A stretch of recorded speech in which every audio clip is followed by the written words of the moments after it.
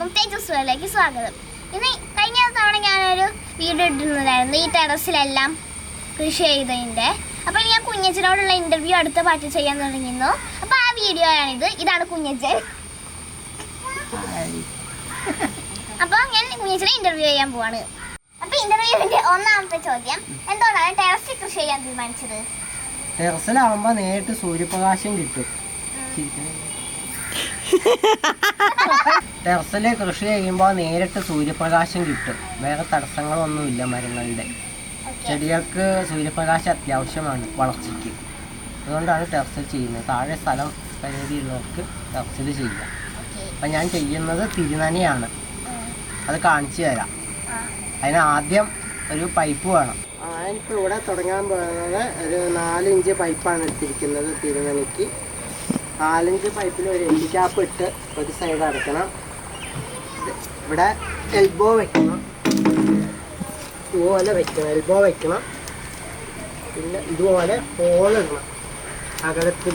ഇതാണ് grow bag. Grow bag ഇതിൻ്റെ അടിയിൽ നമ്മൾ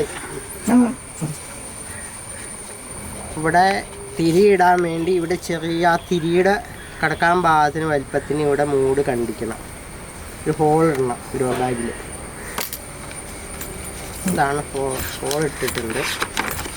ഇതാണ് ഗ്രോ ബാഗിൻ്റെ നടുക്കായിട്ട് അടിയിൽ ഹോൾ ഇടണം. തിരി കടത്തിയുടെ ഇതാണ് തിരുനനയുടെ തിരി.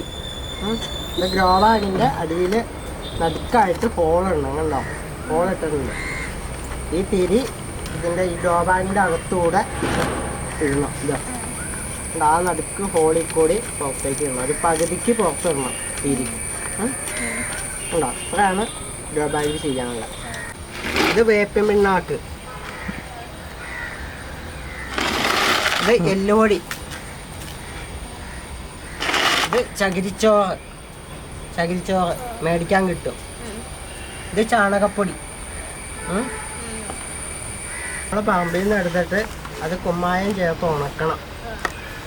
ഒരു 10-15 ദിവസം നന്നായിട്ട് കുമ്മായം ചേർത്ത് ഉണക്കിയെടുക്കണം. അപ്പോൾ ഇതിലെ അണുക്കളൊക്കെ നശിച്ചു. ഇതാണ് ചീത്ത മണ്ണിലുള്ള ഇത് ഇട്ട് നശിച്ചു പോകും. അപ്പം മണ്ണിൽ പുളിപ്പൊക്കെ പോയി കിട്ടും കുമ്മായം ചേർക്കുന്നത്. അതിലേക്ക് നമ്മൾ ഗ്രോ ബാഗ് നിറയ്ക്കാനുള്ള ഒരു ഗ്രോ ബാഗിലേക്കുള്ള മണ്ണ് നിറയ്ക്കാനുള്ള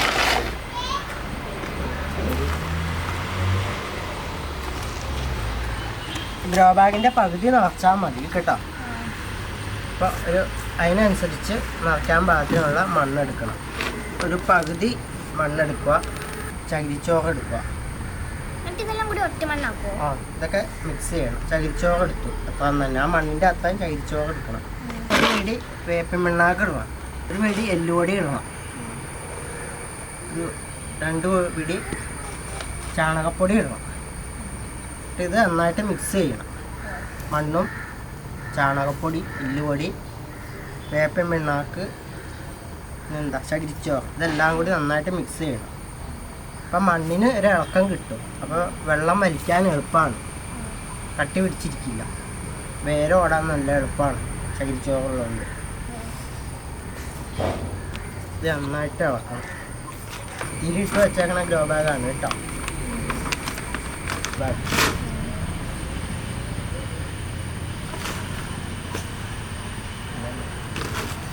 കുറച്ച് മടക്കി വയ്ക്കാം.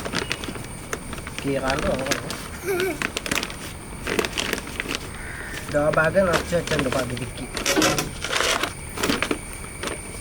ഇത് ആ ഹോളിട്ട് വെച്ചിരിക്കുന്ന തിരുനനയ്ക്ക് വെച്ചിരിക്കുന്ന പൈപ്പാണ്. അത് ടെറസിൽ മുട്ടാണ്ടിരിക്കാൻ അടിയിൽ ഇഷ്ടിക വെച്ച് പൊക്കിയിട്ടുണ്ട്.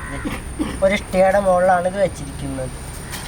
അപ്പം അടിയിൽ മുട്ടില്ല. അപ്പം അതിൻ്റെ ചൂട് ഇതിലേക്ക് അടിക്കില്ല അധികം.